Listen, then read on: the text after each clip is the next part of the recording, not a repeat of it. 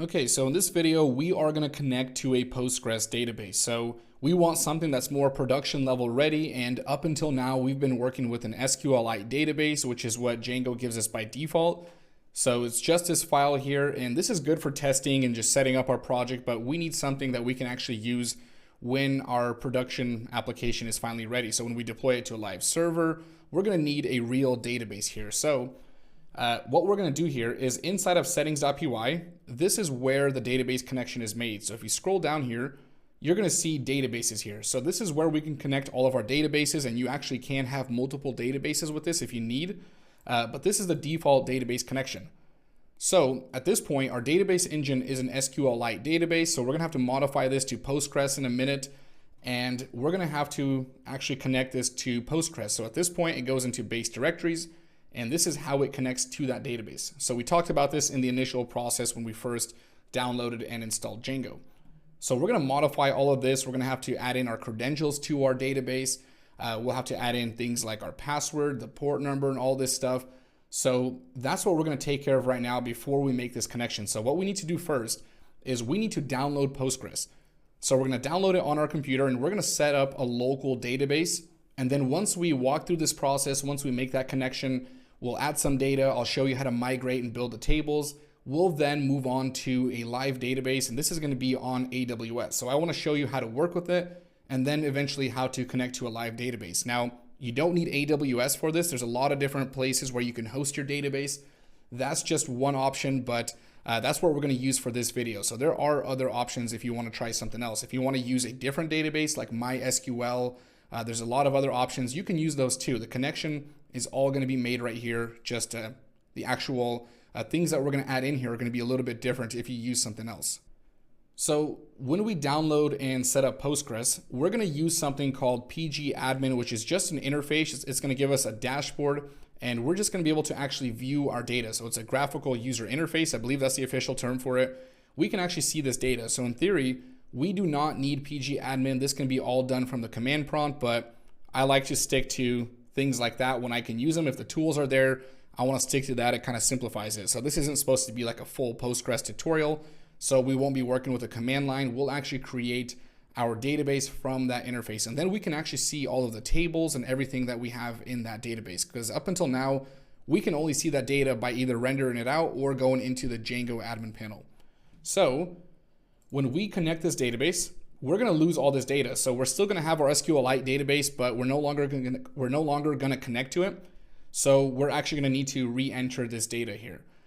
So to get this set up, let's go ahead and just look up Postgres. So we'll Google up Postgres, and that should give you this domain right here. So postgresql.org, and just go through this download process. So I already have this downloaded. I'll try to walk you through as much as I can, but the download process is pretty self-explanatory. Once you get prompted and set up that installer, it's just going to navigate you through that, and you can pretty much just click next, next, and just go through it, and you'll just be prompted for anything that you need. So in my case, I am on Windows here, so we're downloading the Windows installer, and I'm just going to download the latest version. So this is going to take a couple of minutes here, or a couple of seconds to download. We'll wait for that. Okay, so the installer is almost complete, and now it's ready. So at this point, for some reason, my screen recorder doesn't capture pop-ups too well, so the screen might go blank. You're going to hear a sound, and if that happens, just go through the default steps and just continue with the installation. So I think a lot of it will still show up on my screen, but specifically certain pop-ups will not appear. So let's just go ahead and try to open this, and let's see. So the screen might be blank, but it's going to prompt you for a yes or no. Do you want to continue? Just go ahead and hit yes here. Go through this process, and I'm just going to close out this website, and let's just open up our desktop here. So we're just going to go through all the defaults. So the installer is currently running. We'll go through next here, go to next. So leave all the checks here, continue, next, next, and this is going to start the setup process. So I'm going to leave you right here. I already have this installed, so we're not going to continue. But in this process, just keep going through the next process, and that's going to take a couple of minutes to get all this set up. And at one point, there is going to be a username and password, or just a password prompt. Remember that password, because we are going to need that password to download or to log into pgadmin. So by default, when you download Postgres, there's like a local version of this database clusters where you can add multiple databases, and you will need this password to actually get that set up.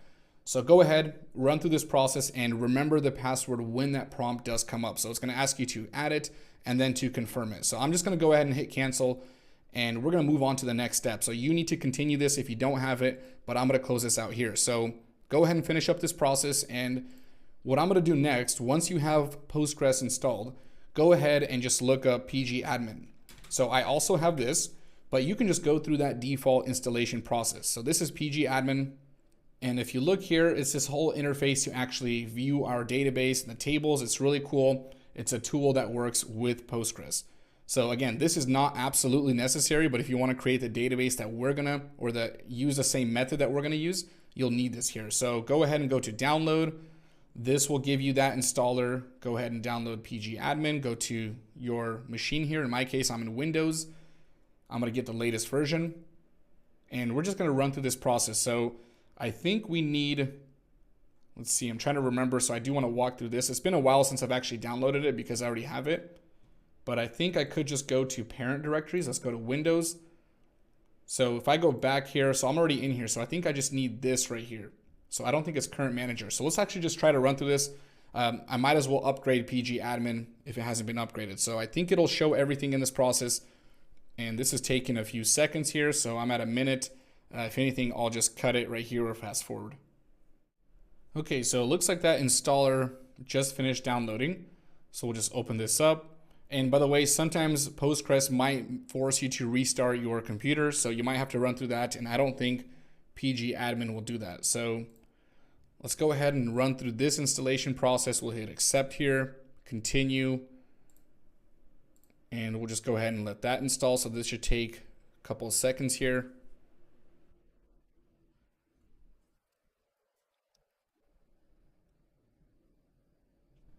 Okay, so pgadmin is now installed. So let's go ahead and close this out, and let's just open this up and actually create a database. So I'm using Windows, so I can just look up pgadmin. Once that's installed, I can open that up. So this icon should be either on your desktop or your start menu. Just go ahead and search that up here, and that should find it if it downloaded successfully. So it's going to open it up in the browser. So this is my interface here. And this is the password that I was telling you about. So when you were downloading Postgres, you were prompted for a password, or you should have been. So in this case, just go ahead and type in that password that you had set up here and go ahead and hit OK. So in this situation, we're going to have some database clusters to actually work with. So in order to view this, this is going to be a cluster of multiple databases. So we have a server. So if you want to open up a new server, you can actually just go ahead and do right click, I think, or we can click on create and we can create a new server. So you can give it a name. We'll just say tutorial. Let's just do tuts like that. So that's going to stand for tutorials.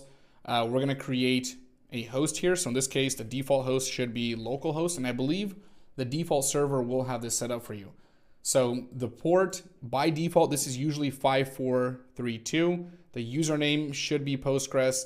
And the password, I think that's the password that we just used. So also type that in again. So let's try this. We'll get that set up here, and then let's see, let's just go through this process. Okay, so we just created a new server item here. So in this case, we see, okay, so that just creates a new connection. So you could use this default one right here. So that creates a connection, and we can see some databases that I was working with. So to actually create a database, we can go ahead and right click on databases and go ahead and do create. So this is what I meant by clusters. It's a cluster of multiple databases. So we'll just go ahead and go to database here. We're going to create a new database. And in this case, let's just call this dev search. So that's going to be our database. And I'm just going to lowercase this. So dev search like that. And the owner by default, if we haven't set up another one, it's going to be Postgres. So we'll leave that. And let's just go ahead and hit save. So this will create a new database right here. So if I open this up, this is my entire database here. So there's a lot of different things here. If I go to schema, this is where my database tables will actually be. So if I go to schemas and then go to tables, if I click on that, we're not seeing anything because we have nothing in our database. We just got the preparation, but we don't actually have the tables. So let's go ahead and actually connect to this database with Django. So we have a Postgres, downloaded on our computer. We created a database, which was done through pgadmin, and this can also be done through your terminal. And now in here, what I'm gonna do here is actually just copy this, and I'm gonna paste it just above it, and then I'm gonna comment out this one. So I still want you to have access to this or see this in the source code here. In fact, in the source code, the default connection will probably be to SQLite. And we just need to make a few connections here. So the engine here, this is gonna be PostgreSQL now. So we'll just do post and then GresQL. I believe that's what it's supposed to look like. So SQL like that. So that's the new database engine. Now, instead of the name being connected to SQLite, we're gonna change this to our database name. So in this case, we called our database dev search right here. So that's what we wanna connect to. So let's open this up again, and we'll just do dev search like that. Okay, so that's our database name. So after the database name, we also need a user. So we'll just do user here. And this user is gonna be Postgres by default unless you change it. So go ahead and go into servers, go to that cluster and go into properties. And if you go to connection, you're gonna see username right here. And we're also gonna use this port, which can be changed here. And we're also gonna use the host name, which is localhost. So we're gonna need to connect all these things. Localhost will be some kind of URL or endpoint to our live database eventually, but we're gonna be working with localhost for now. So let's go ahead and set these up. So this is where I'm getting it. Go in here, right click and go into properties. So Postgres is the username. So we'll go ahead and connect to that. So we'll just do Postgres. And then after that, we'll add in a comma. We need the password here. So we'll just do password. And for the password, this is that password that we set up when we first installed Postgres and when we logged in with a pgadmin. So at this point, I'm not gonna enter it. I'm gonna enter it right after, but I am gonna have to blur it out so I'm not having to do more in editing. We're gonna leave this blank, but go ahead and enter your password. So we'll go ahead and add that. Then I'm gonna go ahead and set up our host. So the host is gonna be localhost, and I just showed you that. So go ahead and look those properties up. And then we need port 5432. So again, this can be changed, but this is how we're gonna set it at this point. So I forgot to add the string here, so we'll do port and then the colon there. Okay, so we are almost finished connecting. So we added in our credentials here, and I'll add in the password in a second, which I'll have to blur out. But before we can actually make this connection, let's go ahead and open up our terminal. And we need a database driver to connect to our Postgres database. So for this, we're gonna use something called psychopg2. So I'm never sure if I say that right, but psychopg2, and we just wanna run this as a pip install. So this is a database driver that can help us connect Django to Postgres. So it's a database adapter. So let's go ahead and get this installed here. All we have to do is run a pip install and that's it. So let's go ahead and do this. We'll open this up and we'll just do pip, or actually I have to run Python-M. You might not have to do that, and then just paste that in. So pip install psychopg2. Okay, so this should be connected now. And I'm quickly just gonna add my password. I'm gonna blur this out and then close out settings.py. So I'll just add in the password. This is the one, again, that you used in the download process. Save it. And now we have a database connection. So we're connecting to our Postgres database now instead of SQLite. So we just modified this. So I'm gonna save this, minimize it, and we're gonna have a few issues when we run our server. So not only is all this data gonna go away because we're connected to a new database, but we're also gonna have some errors because we don't even have our database tables. So let's try this. Let's turn on our server. We'll just do python manage.py, run server, and let's check this out.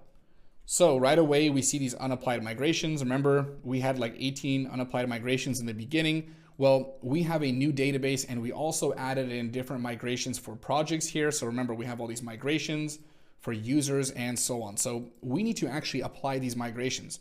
So if I go to my website and I refresh this, we're gonna see this error. So the first one is our users do not exist. So if anywhere in your website you're querying data, well, not only do we not have that data, we don't even have those tables at all. So we're gonna see a lot of errors. So we need to just go ahead and run these migrations and build in these tables. So remember that in our schema, when we go to tables, there are no tables to view. So let's go ahead and build out the initial tables here, not the actual data, but the tables. So I'm going to leave my server running. I'm going to open up another window here, or terminal, and we're just going to run Python manage.py migrate. So remember in the beginning, we ran this and it created those default tables. Well, now it's going to create the default tables plus all the other tables that we added. So we don't have to run make migrations anymore. Those are what we're going to execute. We already have all of that. So Python manage.py migrate. Let's go ahead and execute that. And now we're going to see all this being built out. So running migrations, we see auth, admin stuff, the authentication stuff, and now we see our users and our projects and all the tables that are associated with it. So let's try this. We'll just do Python. Actually, my server is already on in this other terminal. So let's test this again. So at this point, if I go ahead and hit enter, we are logged out now. So that session doesn't exist. If you still get the error, you might have to go into application and then go into cookies and just make sure that that session is deleted. So I'm just going to delete this just in case. So it's not trying to get the currently logged in user because that user doesn't exist anymore. So now we have the website. So let's go ahead and test this. So if we go into PG admin, let's take a look at this. So I have to go into tables. We'll go ahead and refresh it. And if I open this up, here we go. We see all of our tables here. So we see tables for groups, which is a default table in Django. So you see the actual app. So in this case, this is all in the auth app. This is all in the Django app, and then we have projects and users. So let's start with our profiles. So profiles and users, well, those are just going to be a one-to-one relationship. So if I go ahead and go into view data and then all rows, here we have our table. So we can see all the columns and everything associated with that table, but we have no users. So the first thing I want to do is actually create a user. We're just going to create a super user from the admin panel. So we'll do Python manage.py create super user. We'll hit enter. So the default name is going to be Dennis Ivy because that's the name on my computer. In this case, I'll just do dennisivy@email.com. Hit enter, type in my password, confirm that. So we're kind of going through the basics of what we originally did when we set up our database. And there we go. So now if I go ahead and refresh this table here, so let's go back in here, auth users, view data. There we go. So we see our ID, we see the password, last login is super user. So these are all the fields associated with this user, the email and status. Now, the other table that's going to have some data is going to be our profile table too. So I can right click that, view data. Remember that anytime we create a user, we get a profile with that. So we're just going to see all this information. Now, if a user registers, same thing's going to happen here. So if we go to sign up, let's go into, actually, let me show you something else. So you already know what's going to happen here. It's just going to create another user and profile in the database. But I just want to show you sessions. I know it's a little bit out of the scope here, but I want to show you how this works just in case earlier on you didn't get how that actually happened. So at this point, here are our sessions. We have never had a user log in, so there are no sessions here. So I might as well show you this. So right now we do have a user, it's Dennis Ivy. I use the same password. So when I log in, and if I hit inspect here, we're going to see application. If we go into cookies here, we're going to see a session ID. So this is the actual ID right here. If I go into this table, now that we logged in, if we view all rows, there we go. We see the session key, session data, and expiration date. So this is actually where it's stored. So that's a little side tangent, but I thought that would be cool to show you now that we can actually see the database tables. So that's it for the local database connection. Now we can do pretty much the same thing that we did before. We can register users, add projects, go through the same process, and all this is done from a Postgres database instead of an SQLite database. So in the second half of the video here, what I want to do is actually show you how to work with a live Postgres database. So for this, we are going to use AWS. So I'm going to go ahead and log into my account. So if you don't have one, go to aws.amazon.com. This is a service by Amazon. And let's go ahead and create an account. And by the way, you will need a card on file. So if you don't have a card, sorry, this is something that you're going to need here for a live database. You are going to have to pay for it. But if you don't have a card, this process won't be possible. So go ahead and if you do have a card, sign up and then enter your information. So I'm going to sign into my console. It's going to automatically log me in. I created a dummy account for this video. And there are a lot of services with AWS. We can host static files. There's just a ton of things here. We are looking for one service, and this is going to be RDS. So that stands for Relational Database Service. So let's go ahead and open this up. So that's the service here. Once you open it, it's going to show up in your recent services.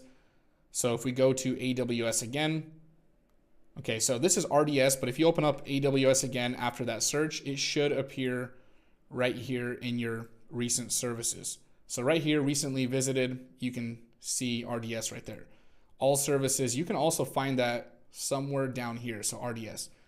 Okay, so this is where we can create databases, and we have multiple options here, and we are creating a Postgres database. So that's what we're gonna stick to. So in here, we can see our database instances. We can see all of our databases. At this point, we have no databases down here, so we wanna create one. So let's go ahead and hit create database. And what I'm gonna do here first is show you how to make a premium database or a paid service. And then I'm gonna show you how to make a free one. Now it's still gonna require a card on file, and a free version will just basically give you a certain amount of usage. But if you cross that usage, it will still bill you. So Amazon warns you about this. Free doesn't exactly mean free. It just means that they're gonna configure your database to where you'll get enough free hours. But if you overuse it, the bill will rack up. So you have to be careful for this. So I'm gonna show you how to make a paid version and then how to get that free version. As long as you have a card, you can still do this. So I just hit create databases, and we're just gonna run through this process. So in this case, I'm gonna set up Postgres. So there's a lot of different types of databases we can work with. We'll select our database, and we're gonna select the version. So it's gonna give us the newest one, I think, by default, or the latest one available on AWS.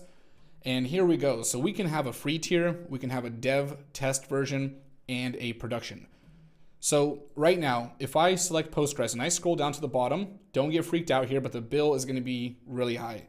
So right away, AWS is gonna beef up my database for one of the biggest ones. It's gonna make sure to power things up, and it's gonna give us all the premium services.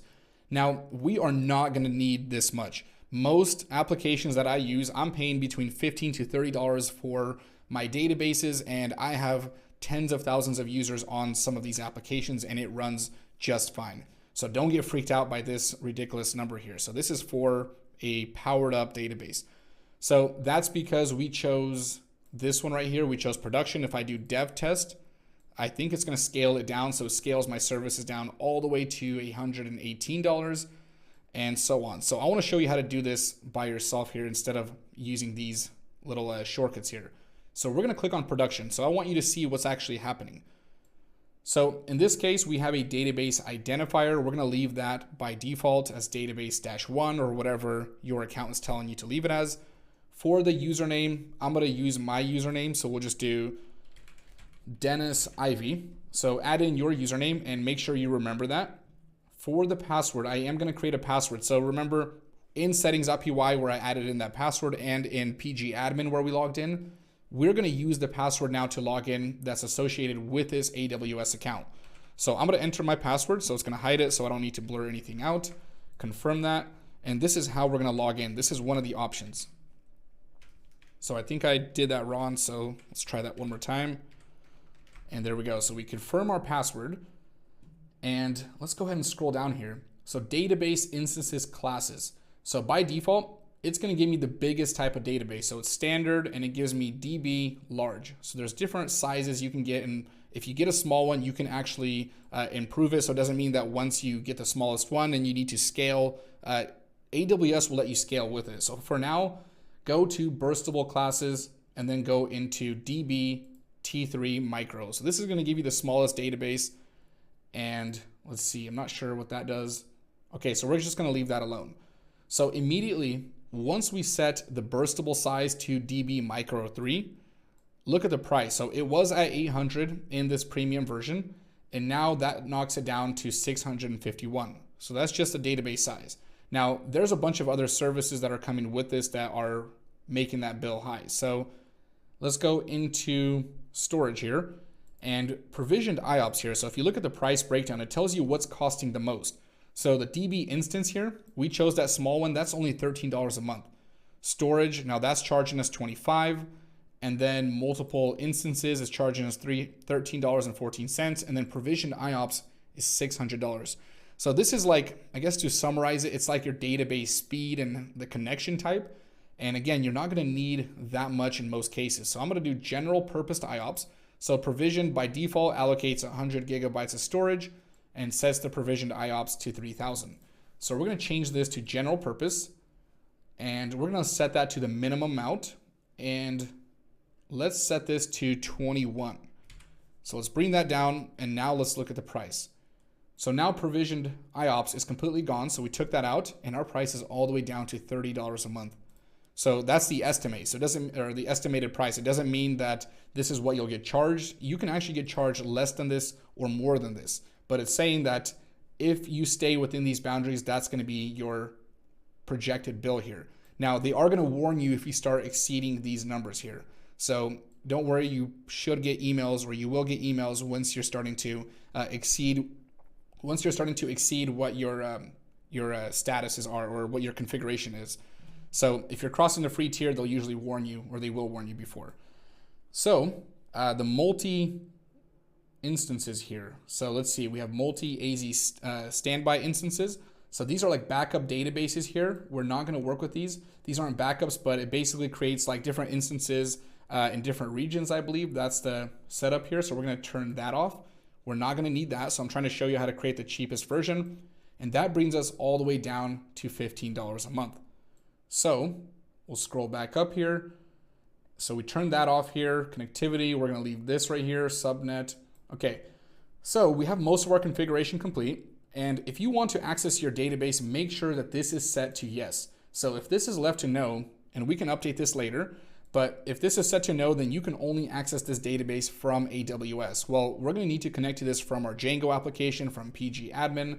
So we need to set this to yes. So publicly accessible, that doesn't mean to the general public. It means that we are allowed to make a connection to it. So we'll scroll down here, continue, let's see additional configuration. That's going to be our port number. So save that port number if you're going to forget that. Usually it's 5432 by default.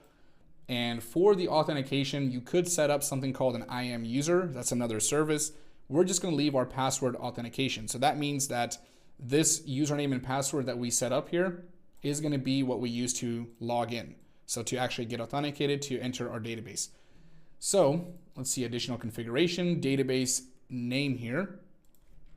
Let's just set this to dev search again. So this is going to be the actual database name. We'll leave all of this, the backup stuff. You could change this. So this is like how often your database gets backed up. AWS provides all these services. For now, we're going to leave it because it shouldn't change the price. And let's see, I'm just scrolling down slowly here, just making sure everything's set up here. And after, I'm going to remove this database anyway. So if you see anything that's too exposed, it won't hurt me here. So if somebody tries to hack it. Okay, so that's it. So we just wanted to configure all these things. You could also open up this AWS Simplify calculator, and this just helps you figure out exactly what things are going to cost you depending on your usage. So if we go here, let's just go ahead and create a database. So at this point, all you would have to do is hit create, and it would go through this creation process. So I'm not going to do this one. I just wanted to show you how to set up a premium database, but also scale it down. Now let's go back into RDS. So I actually didn't create the database, and we'll go through this process again, but now for the free version. So AWS measures things in usage hours, which is kind of relative, but they give you 750 free hours to use. Let's see, let me try to refresh this. RDS, let me try to refresh my account. So it looks like the browser is being weird. So back to what I was saying, they basically have it measured up by hours. So they give you 750 free hours. So you have to watch those hours to make sure that you are still in the free version. So I'm gonna have to log out. For some reason, this is being weird. I'm gonna sign out and then sign back in.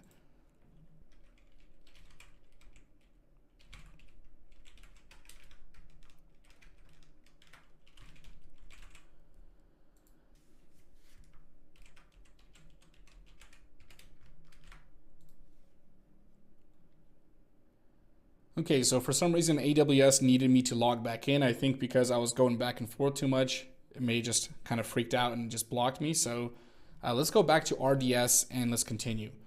So once this opens up, let's see if this works. So we're going to click on create a database. Give that a second. And we're just going to do Postgres, and we're going to set this to free tier. So when we click on free tier, now all these instances are going to be connected to, or they're basically going to be pre-configured to give me a free database. So here's where it says 750 hours, and that's basically the free tier for 12 months. It's a minimum, or they actually do have a limit on it. So you get this for 12 months as long as you're using under 750 hours a month. If you go over that, they will charge you.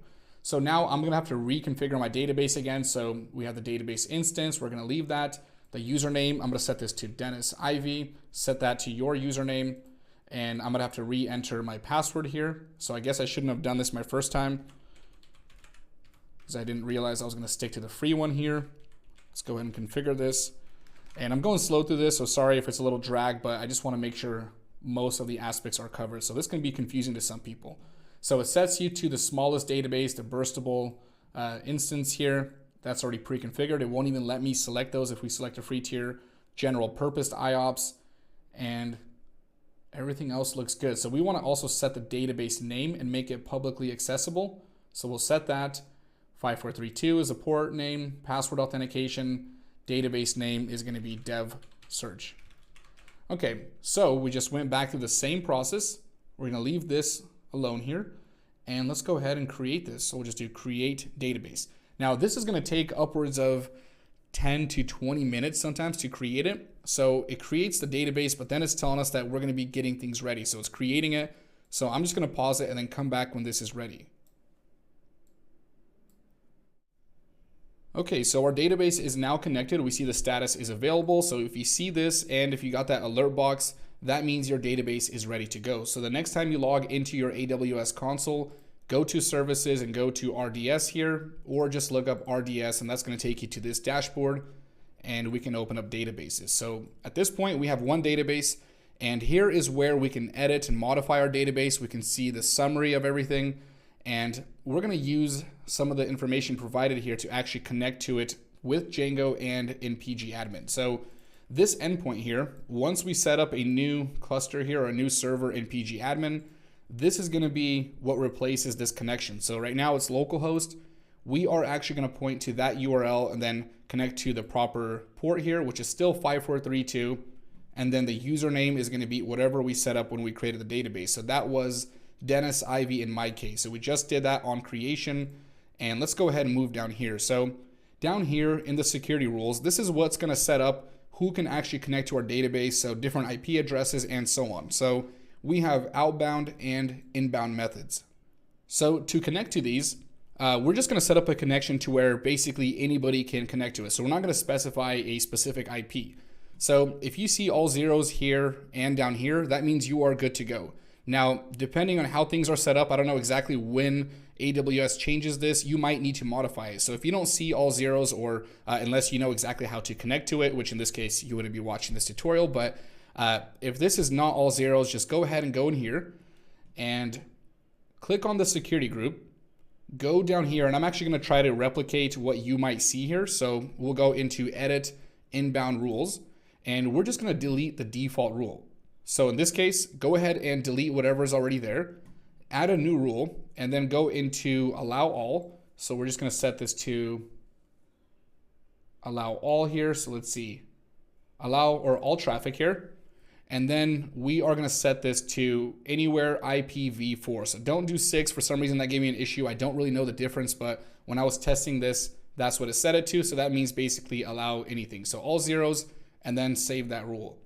So if you didn't already have all zeros, when you go back here and when you refresh it, you should see all zeros for the rules. So once that's changed, let's go ahead and actually connect to this. So we're going to take this URL here. So we'll take that, copy it, and then let's go back into pgadmin. So the first thing is I want to show you how to do this in pgadmin. We are going to create a new server. So we'll do a new server group, and we're just going to say live DBs.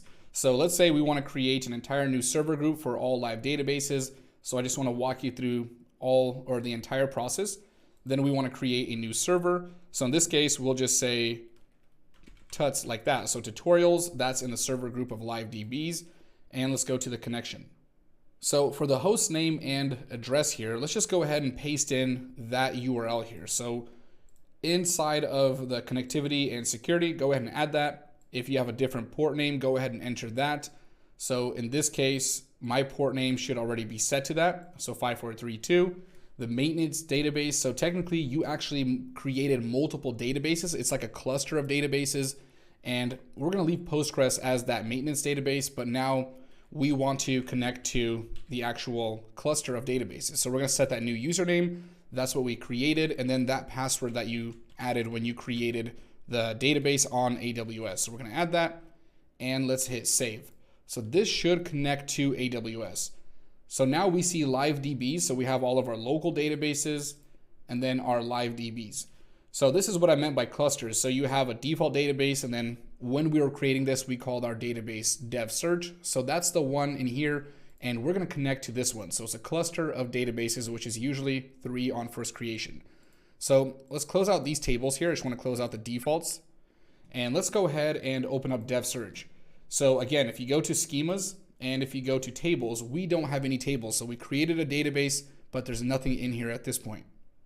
So what we need to do here is we're going to go back into settings.py, and we're just going to modify a few things here. So for the name here, we still called our database dev search, so I can leave that. That's the database name. Then for our user, we are now using the database name or the user to Dennis Ivy here, or whatever you called your user. And then the password, that's going to be the same. So I actually use the same password. And then the host here is what we actually changed. So we're going to take this URL. So we're basically doing exactly what we did in PG admin. We're just re-adding our credentials. So we paste that URL in for the host. 5432 is the port, and this is going to create our database connection. Now, when we're pushing this into production, we're going to use environment variables. So we don't actually want this password and all this stuff directly inside of settings.py. That's not really safe to do that. So we're going to create environment variables to hide all this information. But for now, just want to show you how to do this directly from here. So if we save this, again, if we go to our application, we're going to see these unapplied migrations. So we just went through this again. We have these unapplied migrations because we just connected to a new database. This one is now on AWS. So if I open up my website here, if I refresh it, my server is on, but we don't have these tables. So it's trying to make that connection. So we just did this when we set this up locally. We run our migrations and we can add new data. So let's go ahead and do Python manage.py migrate. So these migrations are going to apply a little bit slower because this is now on a live database. So it's not local where it just happens in an instant. This is actually on a live database. So you're going to see this process kind of run through slower. And what's happening is we are building the tables out in this database right here inside of AWS. So this is now on a live database, and whenever we host this website, we just connect to that URL and the database can be accessed from anywhere in the world. So let's see this information finish. So we'll just go through this again. All the tables were applied, and let's just go ahead and create a super user. So Python manage.py, create super user. We'll run through this process here. So I'll just use my default information, Dennis, and then I'll just do @email.com. Use some dummy information. Continue here. Okay, I forgot to make my passwords match, or I missed one character there. Okay, so the user is now created. So now inside of my live database, we now have a local and live inside of the live version in dev search. If I go here and I go to tables, if we do, let's see, it was that query table. Actually, we need to refresh it. So now we see all those tables. Those were built in the migration. If I go to users, view data, this is now the data up on AWS. So now we see the user and we officially have a user. So that's it for the connection.